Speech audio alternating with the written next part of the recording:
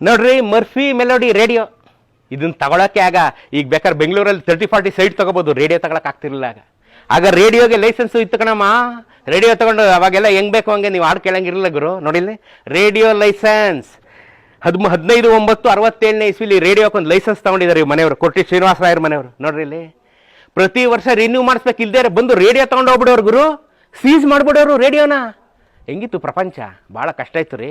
ಈಗ ನಿಮಗೆ ದಿಕ್ಕು ಇಲ್ಲ ದೆಸೆನೂ ಇಲ್ಲ, ನಿಮ್ಗೆ ಹೇಳೋರು ಇಲ್ಲ ಕೇಳೋರು ಇಲ್ಲ, ಹಂಗೆ ಅಲಿತಿದ್ದೀರಿ ಈಗ. ನೋಡ್ರಿ ರೇಡಿಯೋಗೂ ಲೈಸೆನ್ಸು. ನೋಡ್ರಿ ಅವ್ರ ಘೋಷವಾಕ್ಯ ಏನಿತ್ತು ಆಕಾಶವಾಣಿಯವ್ರದ್ದು, renew early to avoid the queue. ನೋಡಮ್ಮ, renew early avoid the queue. Radio licence renew ಮಾಡೋಕ್ಕೆ ಕ್ಯೂ ಕಣ್ರಿ, ಕ್ಯೂ. ಎಂತೆಂಥ ಸೀನಿಯರ್ಸ್ ಹೆಂಗೆ ಎಂಜಾಯ್ ಮಾಡೋರು ನೋಡ್ರಿ. ನೋಡಮ್ಮ, renew early and avoid the queue. ನೋಡ್ರಿ ಅದಕ್ಕೆ ಗೋಲ್ಡನ್ ಕಾಲ ಅನ್ನೋದು ನಮ್ಮ ಕಾಲನ, ಗೋಲ್ಡನ್ ಪೀರಿಯಡ್ ಕಣ್ರಿ. ಈಗೇನ್ರಿ ಎಲ್ಲ ಮೊಬೈಲ್